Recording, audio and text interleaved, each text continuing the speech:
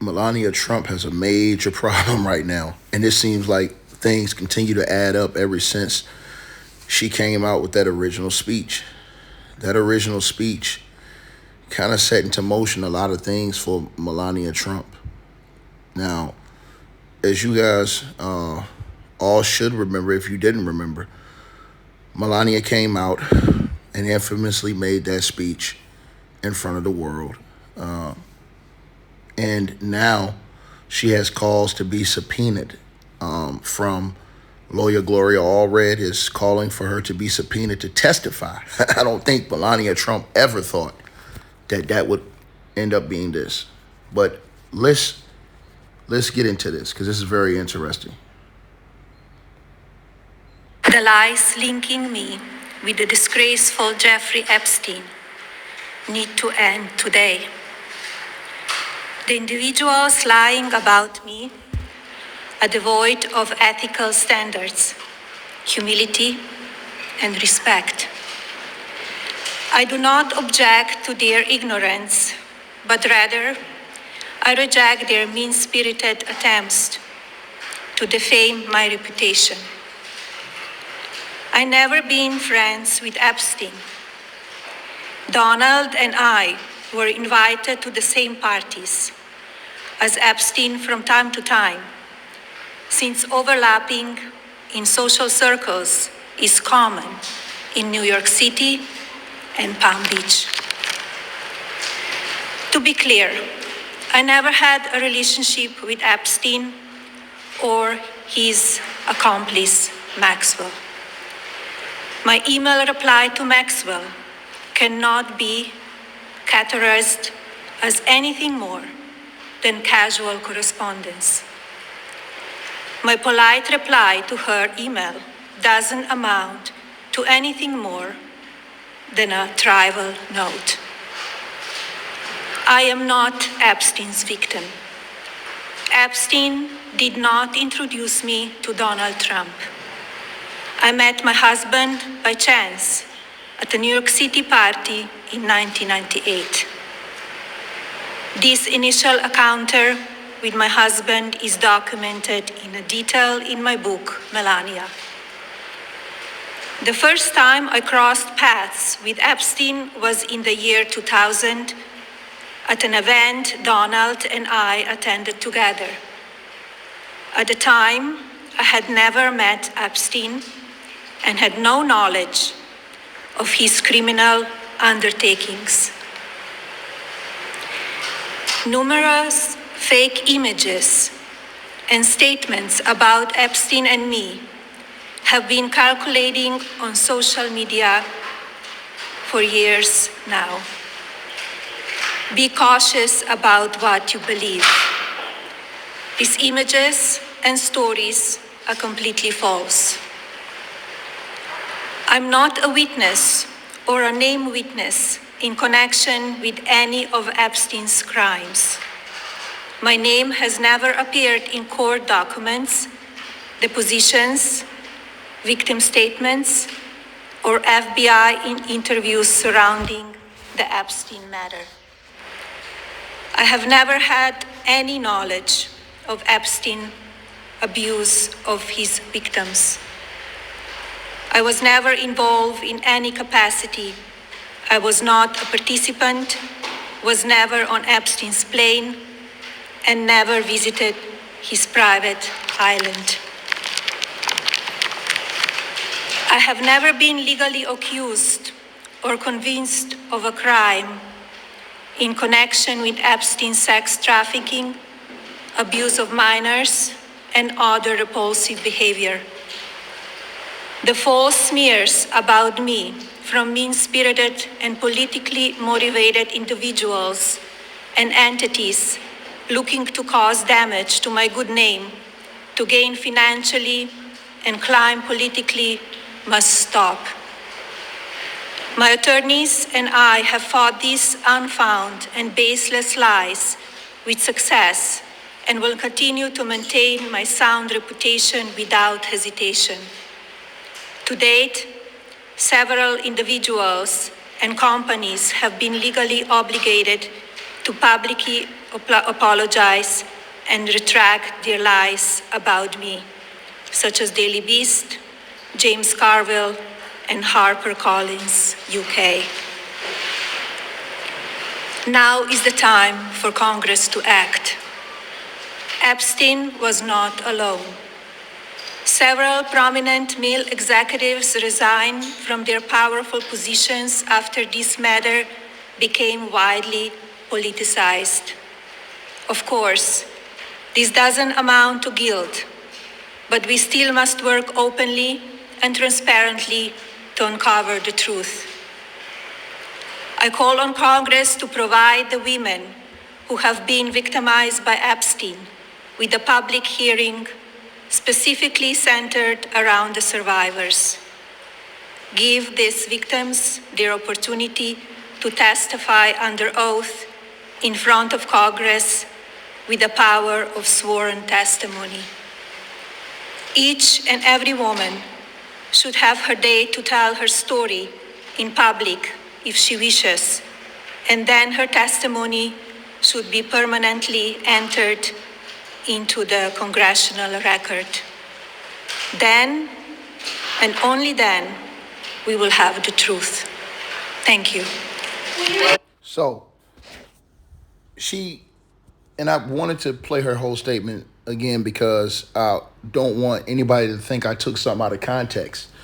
But she basically took Marjorie Taylor Greene's approach as far as the Epstein situation, where she said, hey, look, why don't we have all of the victims come out and testify? I wasn't a victim. I wasn't an accomplice of his. I didn't meet him till now. Daily Beast article came out after she did the speech and debunked pretty much most of what she said in their article. So her saying that they have filed or they have got them to do retractions, well, they didn't seem to do a retraction after she did that speech, because the Daily Beast put out an article, a scathing article, saying they had Jeffrey Epstein on tape saying this stuff. And so you have that there. But she has a bigger problem. And her bigger problem turned out to be a woman that we all pretty much know in the, how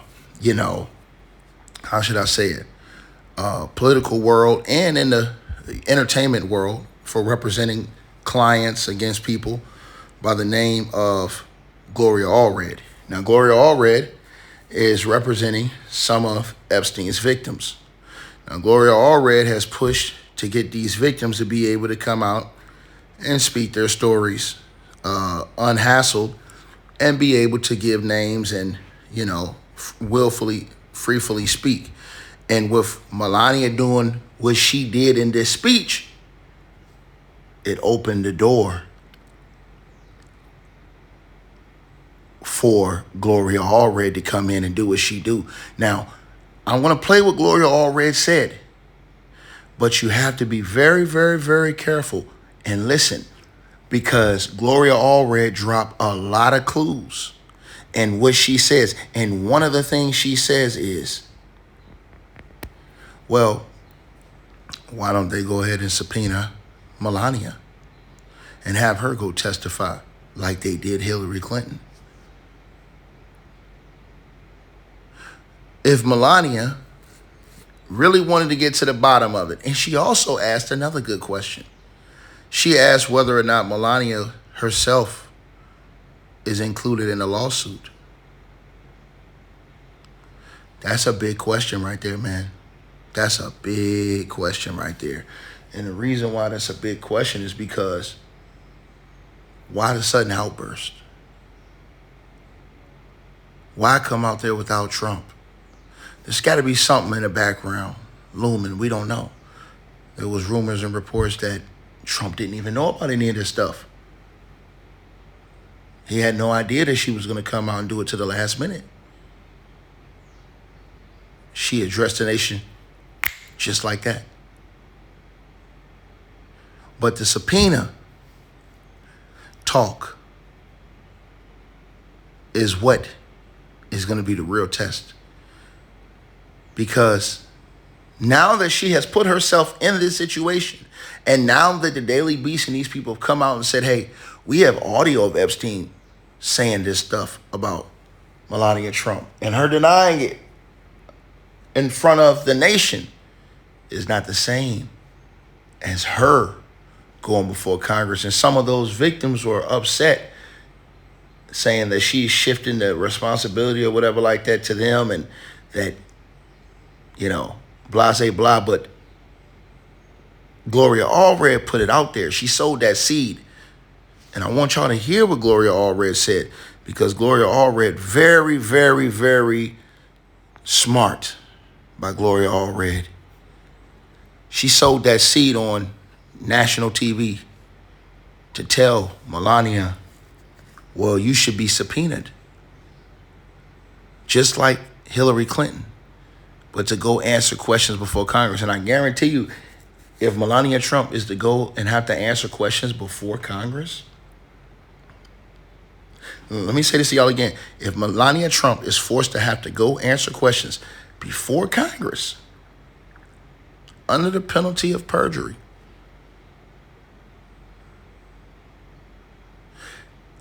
boy, they gonna have some real live questions for her. And the thing is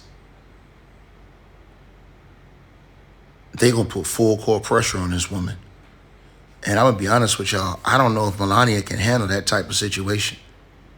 I don't know if she can handle that type of this, where she can come out and not answer questions, because it didn't like she answered any questions. She just said her speech and left. And that's the thing, she didn't even answer any questions. Nobody's really talking about that. I ain't hear nobody really talking too much about that. But if she is subpoenaed, she has to answer questions. And if she has to answer questions, and here's the thing, I have a feeling they probably will end up at some point in time subpoenaing Donald Trump. But Melania, will she be able to hold up in a questioning if they subpoena her? It was crazy that Gloria Allred put that out there, because I never thought about it like that. I was like, man, like if they subpoena, and she would have probably set herself all up for this, even though they probably would have still did it eventually if Trump would have been out of office and this thing is still ongoing. And the Dems took over, whatever, they're going to pull her up. But see, now that she volunteered all of this stuff, saying that it's going to look bad if she doesn't go testify, if they say, hey, we're going to go subpoena you. So Gloria Allred is playing chess, not checkers. She definitely playing chess. That he victimized. Joining us right now here in studio is Gloria Allred. She is an attorney who represents several of the women abused by Jeffrey Epstein. Gloria, thank you so much for being here. What is your reaction to what you heard from the First Lady? Well, first, I'm very glad that she suggested that it's important that Congress have a hearing and allow the survivors to testify. I'm in support of that. I know my client Alicia Arden and others would be in support of that. Of course, not all survivors agree with that.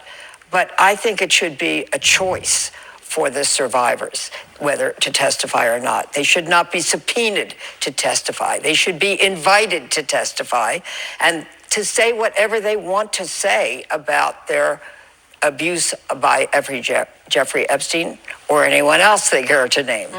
But I don't think they should be forced to answer questions. It should be their voice. It should be their day. And I also think it would be very helpful and important if the First Lady, Melania Trump, had an opportunity and a desire to go before the Congressional Committee, as Hillary Clinton did, and testify. And I think that would be very important. She feels she's been defamed. She denies any relationship with Jeffrey Epstein. She denies viewing any sex crimes against the survivors. And I think it would be important for her, as well as for the congressional record, to go ahead and volunteer to testify. I know the committee appears to would be welcome and open to having her testify. So let's make it happen. She did say in that statement, Jeffrey Epstein was not alone or didn't do it alone. I mean, she did say, talking about CEOs who have been brought down because of this. So there was quite a lot in her statement. But then you kind of run up against the reality of what we've seen so far and what you have been speaking out of what has happened so far. Yes, renewed attention on the Epstein files. Yes, Congress did act and the files are being released. But still, the accountability. I mean, you just kind of like tick through the reality. You've got Democrats and Republicans who've been pushing for hearings that really have not happened. The Attorney General just got fired, essentially in part because of her failure to contain the fallout from the release of the files. And now the Justice Department is saying that Pam Bondi, now former Attorney General, does not have to testify because she's no longer in the post. And Ghislaine Maxwell remains really the one person who has faced true accountability around all of this. That's true. So do you think the First Lady's statement is a change moment, or hope will be lost? Well, I personally don't have any hope that there'll be justice from the Department of Justice for the survivors. And of course, there are allegations that they haven't released millions of files, that when they did release, they had promised to protect the identity of the survivors. Obviously, they didn't do that. And we asked them to redact the names they released of the Jane Does, those names should never have been released. Then they redacted them. Then they unredacted them in the next dump and back and forth. And it was tremendously traumatizing, damaging, harmful to so many of the Jane Does who were promised by the Department of Justice, and I was there when they were promised, that they would always be Jane Does and their name would only be revealed if they were called to testify at trial. And they didn't have to testify at trial unless they wanted to. They would never be required to do that. That's why I'm suggesting the same arrangement for the Congressional Committee. And so let's leave it up to them. Let's let them get control of their lives, their pain, and what happened to them. I don't call it their story. Right. It's what happened to them. Yeah. Let's do that. And let's Melania take the lead and say, I will testify under oath. By the way, if she's being sued by anybody, she's going to have to testify under oath anyway. Let's have her do that with the same strength and commitment and courage that she showed yesterday when she went before the public to clear her name. I think I was just told by the control room, I think we have been able to connect with your client, Alicia Arden, one of the survivors of Jeffrey Epstein. Alicia, thank you so much. I'm sorry for the technical glitch here. I want to get, where is your head and your heart when you, this morning, in hearing this statement from the First Lady, from the White House? I'm really happy and really quite proud of Melania to call for a hearing, call for Congress to have a hearing.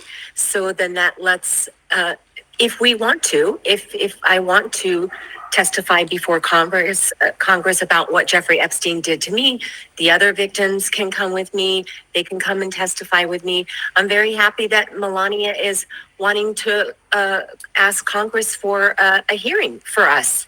So I would be very, very happy to testify before Congress. And I think it's really great that she's wanting to do that for us. Yeah, quite a moment. Alicia, thank you so much. Again, so sorry for these technical issues, but it's so important to see your face, hear your voice, as always. I really appreciate it. Gloria, thank you for being here. Thank you very much. I really appreciate it.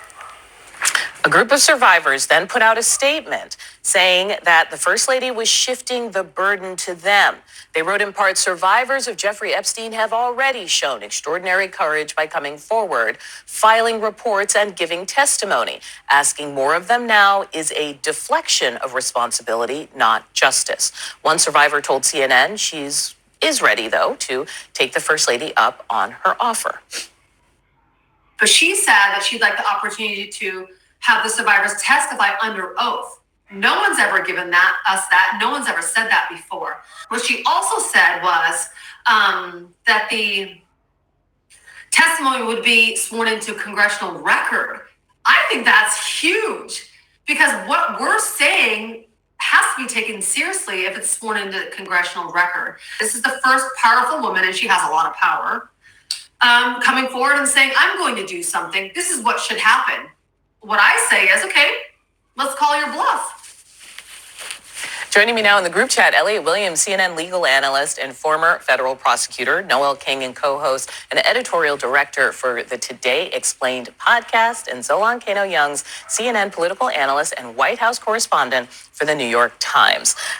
So this is not how I expected to end the week, given that we started the week with a threat against Iran's entire civilization. Mm-hmm. But here we are, and it was a politically vulnerable moment for the White House. They're in the middle of these negotiations with Iran. The inflation report is coming out today, probably not going to be ideal given fuel costs. And yet somehow the First Lady came out and made this statement. What was the reaction from the press corps? It was shocking. We really didn't see this coming. No. I mean, we knew that there was going to be a press conference yesterday, but there was we were trying to report out what the actual topic would be. By the time the First Lady walked away from the podium, all the reporters at the press conference in unison were pretty much shouting, why now? Why now for this kind of defensive press conference that you would typically see almost after a story is published, linking a subject to a polarizing subject like this. And she was slamming false smears. And we should note that she has successfully, or the Trumps have, filed suit against news organizations, against book authors. So they have always wanted to be in front of this. This is so far in front, however, that Democrats didn't even know it was coming. I just want to play a few clips for you. In all of our conversations within the committee, there has never been a moment at which we, in any of the conversations I've been in, have called for Melania to testify. Honestly, if she wants to clear her name, she should come testify before a committee herself under oath. Because it's clear that that's what she was trying to do. What did she know? Did she know about any young girls being abused? Did she know of other men talking about the rape and abuse of these young girls? She has relevant information. If she didn't have relevant information, how could she say that Epstein was not acting alone? So the president has always denied wrongdoing. He has always said that he cut ties with Epstein before these allegations came to light. But with the documents coming out, there has been increasing pressure on the social circle, literally anyone who knew Epstein, right? What's the state of play with the Justice Department? I don't know. That's the thing. What do you mean you don't know? Todd Blanche is now in charge. The last time he spoke to anyone related to Epstein, Ghislaine Maxwell, she ended up in a minimum security prison. Absolutely. There is the Todd Blanche angle to this, but it's just hard to know because it's so inconsistent and incoherent what's coming out of the White House and the Justice Department here. I think the one thing that has happened right now is that the First Lady has brought more attention to this issue. Now, that's a good thing, certainly for the survivors, but not for the White House that I think wants to move on. If you think about if folks have heard the term Streisand effect, that simply by trying to suppress something, you make it more popular. If I say to you, please don't look at my pocket square right now, the first thing you do is look right here. Well played, because it's a nice one. It's today. A nice pocket square, but that's sort of what the First Lady did yesterday. She has now brought this right back into the spotlight, which I think puts the Justice Department in a very tough spot, but also the White House. And then speaking of look over here tactics, here are the amount of Truth Social posts the president put out in the aftermath of this statement about a variety of, frankly, very important topics. But I think that it was pretty clear that there was a sense of this is the most important thing. This is the most important thing. He doesn't appear to have known what she planned to do yesterday, which is super interesting, right? But she has, since her film came out, it's very clear she's trying to establish what I thought was a brand difference. Yes. This feels like something else entirely, but tell me I'm wrong. I don't know. I mean, she sounded the thing. I watched her press conference 17 times just to see if I could glean something. She seems completely in earnest to me. I mean, that was what really struck me. She's like, I am not a victim. Yeah. She seemed really, really, really sincere. Mm-hmm. And I think that matters, Elliot. No, am I wrong? I'd be curious to hear from both of you, though, on this idea of whether the president knew or did not know about this. It seems utterly inconceivable that people around the president or the president himself would not have known the specifics of what she was going to say. Especially if you're walking out into the, And for people who haven't been in the White House, just that is very prime real estate in the middle of the White House. There were reporters set up. It's a big undertaking just to even establish something like that. The idea that the people around the president or the president's press apparatus wouldn't have known every single word that she was about to say. well, we're going to ask more questions today about the why now, what it means, and if the president and the White House and if the First Lady were trying to get ahead of something or get us all to move on, how that's going to be complicated by the world of people who are interested in the Epstein files on. So, yeah, man, this situation is very explosive because now you see she's woken a lot of people up and they're talking subpoenas. They're saying, hey, you, in a way, you heard some of those people saying, hey, are you doing this so that you think this is going to be your statement that's not under oath, but this is your way of addressing all of this? And yeah, I'm getting it out the way. I've already addressed it. No. You didn't go before Congress and answer those questions before the committee. You didn't go before the committee and answer those questions under the penalty of perjury like Hillary and Bill Clinton had to do. Like all these other people, like Bill Gates has to do coming up. You need to go under oath, under the penalty of perjury, and answer all of these questions. See, that's different. It's different if she comes out and says it like this and then says, oh, I'm done. I'm not saying nothing else. I've already gave a statement. Versus now you got to go under oath and answer those questions. And now you have, this kind of backfired a lot because it goes against kind of what Trump has been pushing to move on from this. Because she's saying, hey, let the survivors come out, let them all have their platform, let them speak, let them answer and give all the information they want to give, period. Versus Trump, let's just move on. It makes no sense. It's, basically he just, saying it's a bunch of lies in there, things like that. This is what they do, deny. This is the same thing you see with that Democratic mayor out in California. Deny, and deny some more. This is their professional deniers. So this is what they do the most is deny. They're going to continue to deny. Over and over again. It's the same type of game that's being run. And the whole world sees this. The entire world is watching this. So now Melania Trump, I don't even think she meant to do this. I don't even think she thought this through. Like, hold on, if I say this now, they're gonna demand that I be subpoenaed. And now I put myself on the hot seat because they wasn't even really, like, the public conversation wasn't around Melania. The national conversation was around Donald Trump, Epstein, and other powerful men. It wasn't really around her. The only woman we saw it really still be around was Ghislaine Maxwell, and she's locked up because she's trying to get free. And if you're Ghislaine Maxwell and they go to you and they say, hey, we'll let you out, but you're going to have to give us everything you know. Well, what really does Ghislaine Maxwell know? Now, would I ever trust Ghislaine Maxwell? No, she's a proven liar in my opinion. She's a bold-faced liar. You understand? And she'll do anything to get out of any position in my opinion. She is a stone cold liar. Simple as that. There is no other way around it. Right? And I think the last thing she should want to do is be walking out here free with the way all of this stuff going down. It's going to be hard for them to say something, accidentally happened with her in the prison after what happened with Jeffrey Epstein. Ain't nobody going for it. But to be very and completely honest with y'all, man, Melania Trump situation, this has really backfired on her, bro. And if you listen to all of the reactions, which is what I've been doing, and now, like I said, they're calling for her to be subpoenaed. I didn't even think about that. Through this whole time, I'm thinking, okay, go subpoena Trump. I'm not thinking subpoena Melania. But now she made the story bigger in the Daily Beast. The Daily Beast came out with that story. And I'm going to give y'all the story.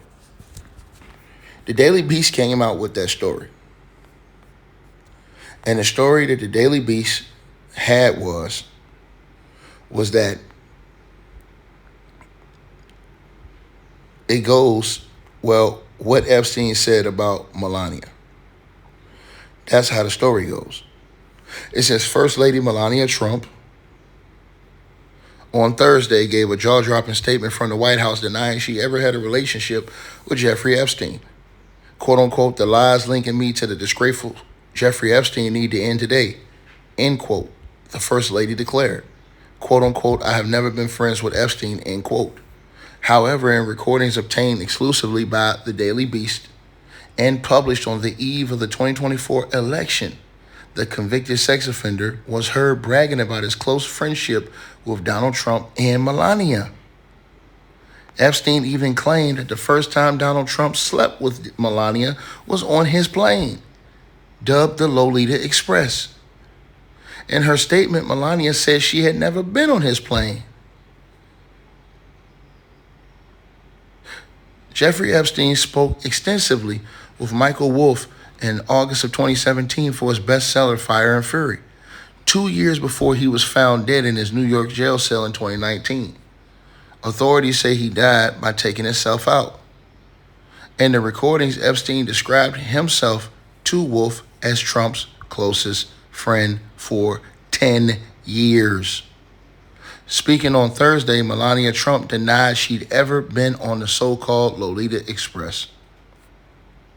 I have never had any knowledge of Epstein's abuse of his victims. I was never involved in any capacity. I was not a participant, was never on Epstein's plane, and never visited his private island, she said.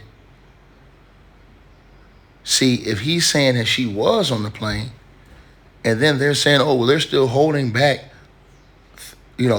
over 3,000 files, or 3 million, files that they're alleging they're still holding back and won't release, and which is saying they're saying is illegal, right? And this article goes on. It goes, I'm just gonna tell y'all, man.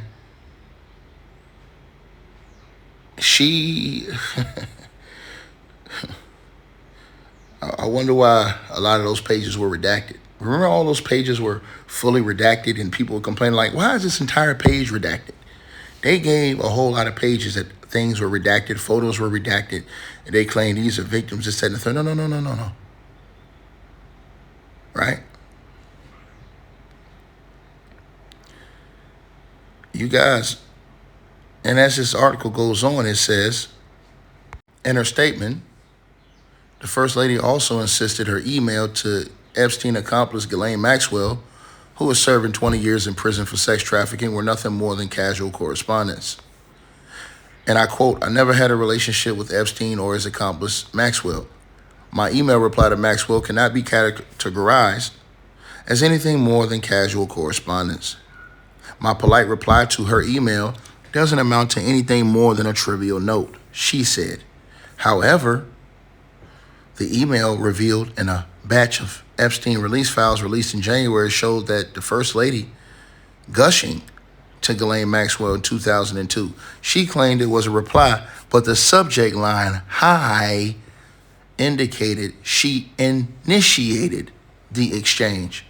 She also signed it, Love, Melania. See, all of these things right here, what I'm telling y'all about right now, she doesn't have to answer that by going up there and saying a little 6-minute speech.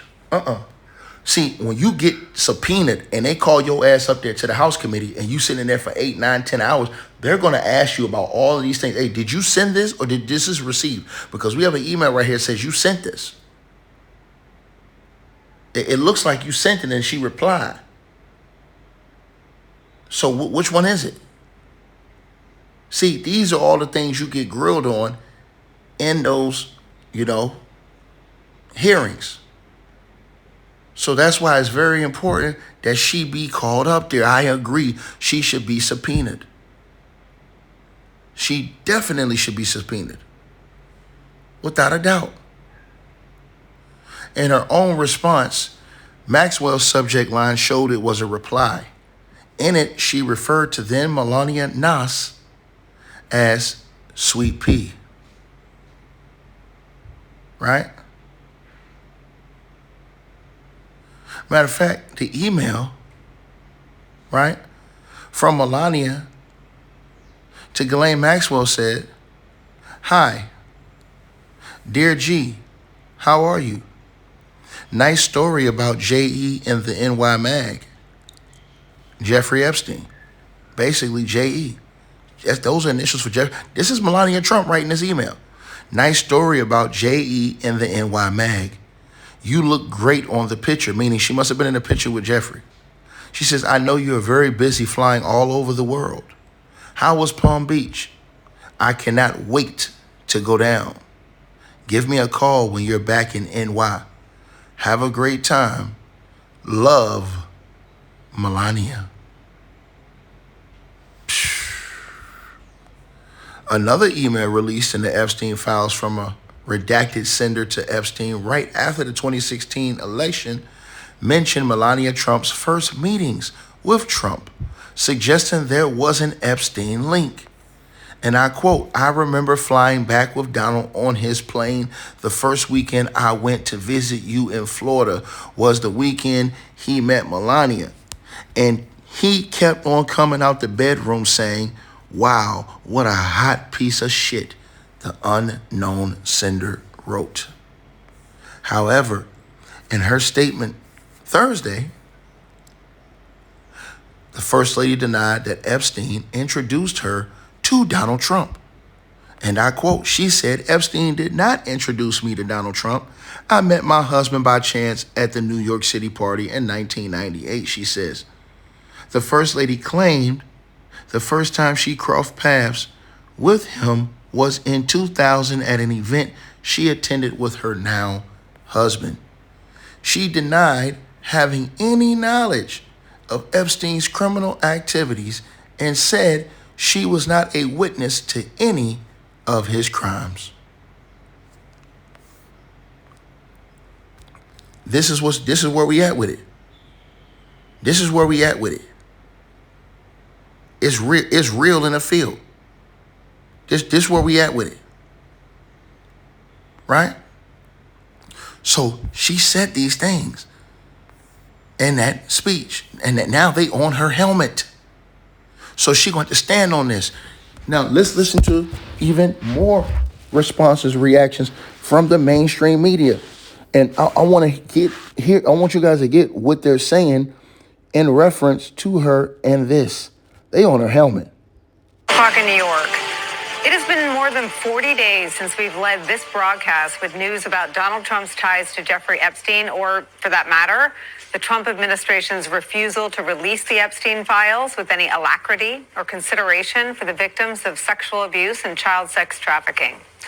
Melania Trump changed that today, seemingly on purpose. She summoned the White House press pool, and at 2:30 p.m. today, she said this. The lies linking me with the disgraceful Jeffrey Epstein need to end today. The individuals lying about me are devoid of ethical standards, humility, and respect. I do not object to their ignorance, but rather I reject their mean-spirited attempts to defame my reputation. I never been friends with Epstein. Donald and I were invited to the same parties as Epstein from time to time, since overlapping in social circles is common in New York City and Palm Beach. To be clear, I never had a relationship with Epstein or his accomplice, Maxwell. Now, let's get My email reply to Maxwell. A line that was dogging Donald Trump in the days immediately leading up to the start of the war he began with Iran. In those days, it was news of a woman who alleged sexual and physical assault by Donald Trump when she was a child. That story was all over the news, including in right-wing outlets. Importantly, it's a story that Donald Trump denies. But today, for reasons that aren't completely clear, Melania Trump grabbed the Klieg lights and thrust them back, not just to Donald Trump's ties to Jeffrey Epstein, but her own, with this. Be cautious about what you believe. These images and stories are completely false. I'm not a witness or a named witness in connection with any of Epstein's crimes. My name has never appeared in court documents, depositions, victim statements, or FBI interviews surrounding the Epstein matter. I have never had any knowledge of Epstein abuse of his victims. I was never involved in any capacity. I was not a participant, was never on Epstein's plane, and never visited his private island. I have never been legally accused or convinced of a crime in connection with Epstein's sex trafficking, abuse of minors, and other repulsive behavior. Question we have today is, why did she say those things? And why today? Those questions at Breaking News is where we start today. Washington correspondent and host of the Weekend AM, Jackie Alamany, joins us from the North Lawn of the White House. Also joining us, New York Times White House correspondent Luke Broadwater's here. We'll be joined in a couple minutes by the ranking member of the House Oversight Committee, Democratic Congressman Robert Garcia. Jackie Alamany, I start with you. Why did this happen, and why did she say those things?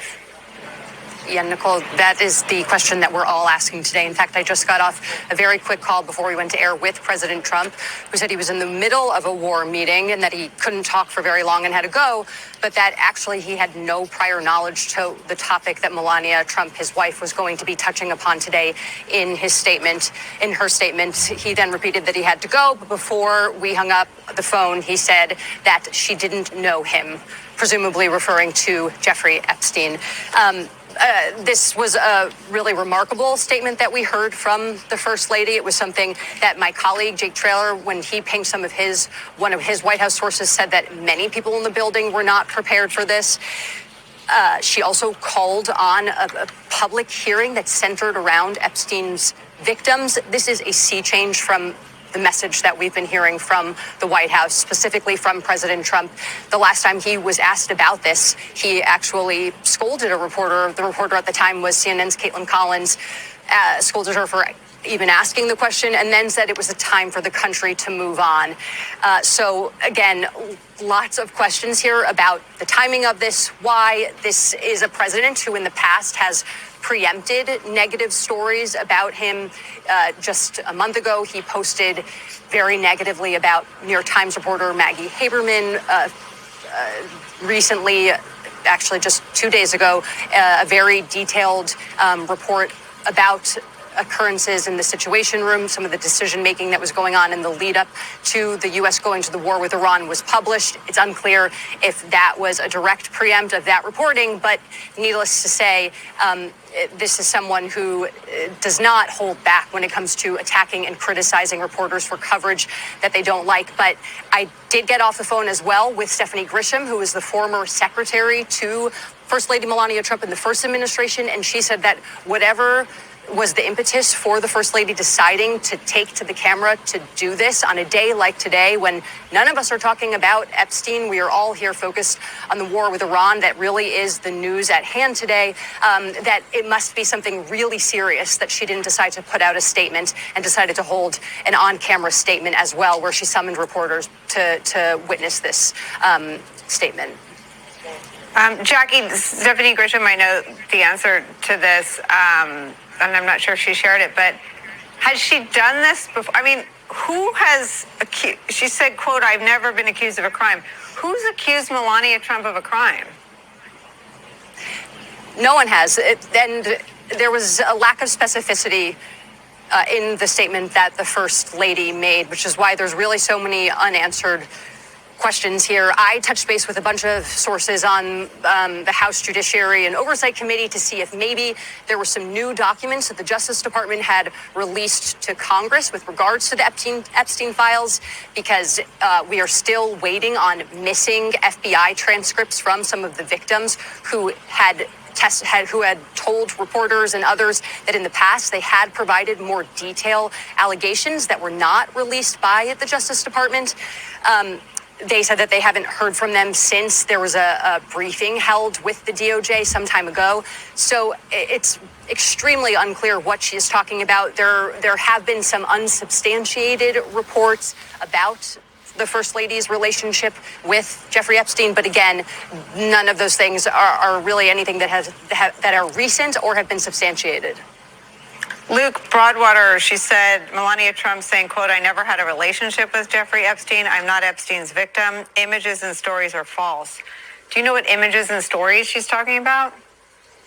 I don't, and everyone I've talked to today about this doesn't know either. See, they didn't know because they didn't know about the story from the Daily Beast.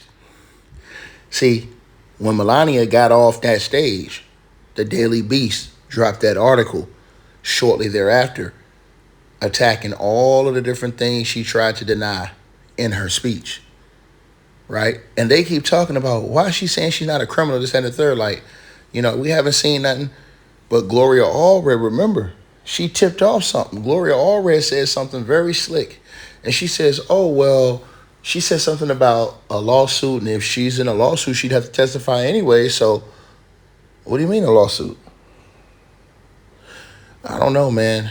It seems like it's some real fishy stuff that's going on behind these scenes with this entire situation. But the fact that Gloria Allred said that thing about that subpoena, and you had even the mainstream media was confused about this thing with Melania. They were all confused. Either, if you go online, you can find any number of false rumors and crazy theories about someone. And there's speculation that she was looking online, saw some things that she didn't like about herself, and decided to call this press conference. But no one really knows what prompted this exactly. I will say... Bro, let me say this to you, dog. The First Lady of the United States of America ain't going to get up, go on a live, and address the nation for some bull jab, hole in the wall, baloney type of story. She named the sources. See, some of the news stations, they're ignoring that she named sources that she claims had to retract stories. She said the first one she said was a Daily Beast, and that was the story I just read to y'all. And the Daily Beast, after she said that, came out and was cooking her and basically contesting all the things she was saying. The Daily Beast came out after that saying that. She got real issues going on. Real issue situations going on. Right? So she need to think about that. First and foremost, she need to think about that. So let's talk about that part. That's one of the main parts. Off rip. See what I'm saying? So them saying, I don't know any stories, this and the third. No. You need to know some stories. You need to know some stories you're capping. Because y'all not paying attention to the details. Right? You're not paying attention to the details. And so if you don't pay attention to the details, you ain't going to understand the situation. You're just not. Right? So again, this is the situation that's going on now. She came out and said that. Right? Remember this. Remember this had happened. Now, this had happened. This had nothing to do with her. This had something to do with Trump. But this is the reason why I don't think Trump wants her even talking about this stuff, because stuff like this, it didn't have nothing to do with it. Allegations against President Trump. The Justice Department posted 3 documents that were missing from the Epstein files contain serious unverified allegations against President Trump. The Justice Department posted 3 FBI memos describing interviews with a woman who accuses both Jeffrey Epstein and President Trump of sexually assaulting her when she was a teenager. The White House calls the accusations completely baseless. CNN's Paula Reed is in Washington with the latest. And Paula, these were missing from earlier file releases, right? That's right. And this individual was interviewed by the FBI 4 times. And initially, only one memo was released in that initial batch of documents released by the Justice Department. And that was an interview where she made allegations against Jeffrey Epstein, but not against President Trump.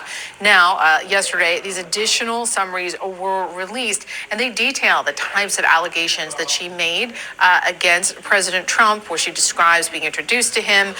She alleges that he asked everyone to leave the room and, quote, mentioned something to the effect of, quote, let's teach you how little girls are supposed to be, and then describes an encounter where he pushes her head down to his penis and then told agents she bit Trump, who then allegedly struck her and said something like, get this little expletive the hell out of here. Now, in her third interview, she allegedly said that she was receiving threatening calls. And in her fourth interview, it's interesting, she told investigators that she was concerned about why she was even coming forward because the statute of limitations had passed. Now, I do want to make sure we get in here the fact that President Trump has consistently denied any wrongdoing. In a statement yesterday, the White House described these allegations as, quote, completely baseless, backed by zero credible evidence. The U.S. Justice Department has released documents involving President Trump that had been missing, suspiciously rather, from the Epstein files. They include FBI memos from 3 interviews with a woman who alleges she was sexually assaulted by then citizen Trump when she was a teenager. The president has consistently denied any wrongdoing. We should note that the inclusion of interviews in the Epstein files is not necessarily evidence of wrongdoing.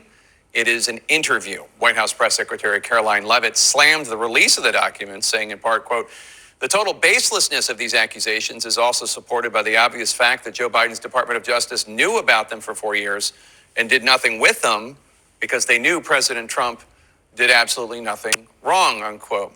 As the Trump White House continues to shrug off the scandal, Congress is pushing ahead, voting to subpoena Attorney General Pam Bondi. The subpoena to testify stems. Now, it's hilarious that they said that, and now now Joe Biden, oh, he's righteous. He knew what to do.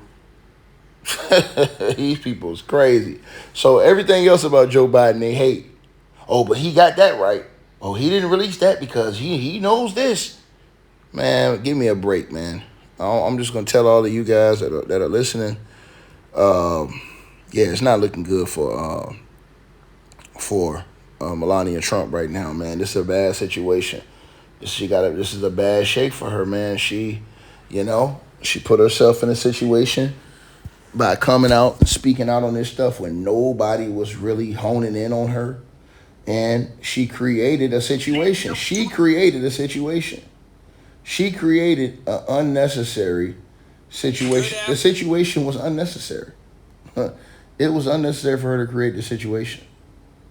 So, she did it. She did it to herself, man. There's nothing else I can really say. So if they subpoena her, and this is going to be the big part. If they do end up subpoenaing her and she rejects that subpoena, now you got a serious problem. If they subpoena her and she rejects that subpoena, major problem. Major problem. She gonna have to stand on that subpoena. She gonna have to stand on it, all right? Because she's came out speaking as if she wants everybody's story to be heard. And ain't nobody gonna accept I just gave you, I gave y'all. No, ain't nobody gonna accept that. You gonna have to come out here and answer those questions because there's a lot of different things in these files that are worthy of being answered. You're not going to be able to come out and do a 6-minute speech and duck smoke. I tell you guys about these politicians. So now, and then you have Eric Swalwell, who's a Democrat out there in California running for governor. He was in the lead. Nice, comfortable lead. And then, boom, he gets hit. 4 women come out and say, hey, this dude violated me. And now he's denying it, going crazy, telling his wife their lies. Man, that dude, he's going to end up just like Herman Cain's campaign. It's going to be over with. I'm telling y'all, this is going to pack him up and get his ass on up out of here. I'm being real with y'all about this situation. So you might as well understand that it's coming. It's definitely coming. Right? So what's next? I'll tell you what's next. What's next is that, I think that she is packed up. I think she's packed up, bro.